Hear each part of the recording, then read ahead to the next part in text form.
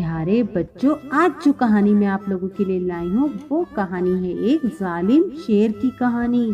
किस तरह वो शेर अपने जंगल के तमाम जानवरों को एक एक करके खाता जा रहा था। फिर किस तरह उस शेर से उन तमाम जानवरों की जान बची, ये मैं आपको बताऊंगी इस कहानी में। तो चलिए प्यारे बच्चों, कहानी को शुरू करते हैं। प्यारे बच्चों, एक बड़ा सा जंगल था। उस जंगल में बहुत सारे जानवर रहा करते थे। वो सारे जानवर सुकून से अपनी जिंदगी गुजार रहे थे। प्यारे बच्चों, उस जंगल में एक जालिम शेर भी रहा करता था।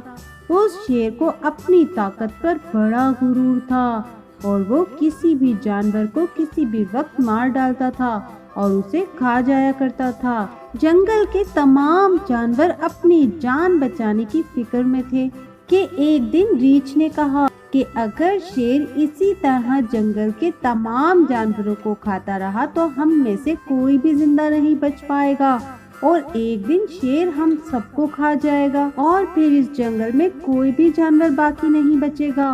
हम सबको अपनी जान बचाने के लिए कोई न कोई मंसूबा जरूर बनाना पड़ेगा।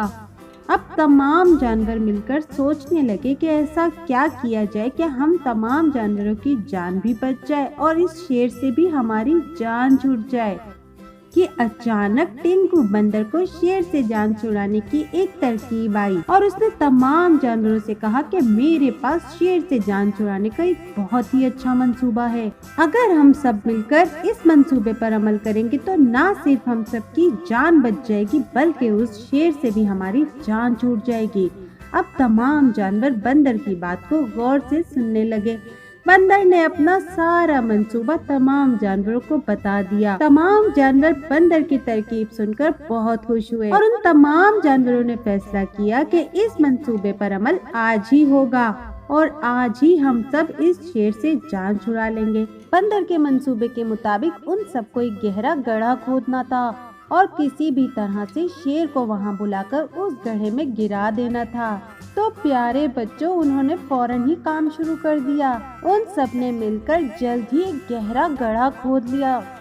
अब मसला ये था कि शेर को वहां तक लाया कैसे जाए। शेर को वहां तक लाने के लिए बंदर और हिरन को शेर के पास भेजा गया ताकि वो उसे खाने की दावत देकर वहां पर बुला सकें। प्यारे बच्चों, हिरन और बंदर शेर के पास पहुँचे।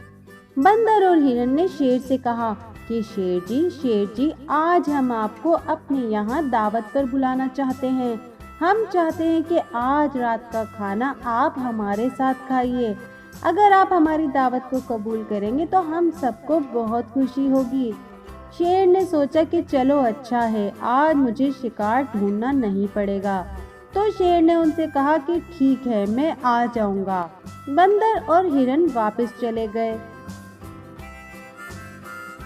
अब वो सारे जानवर उस गड्ढे पर घास रखकर शेर का इंतजार करने लगे।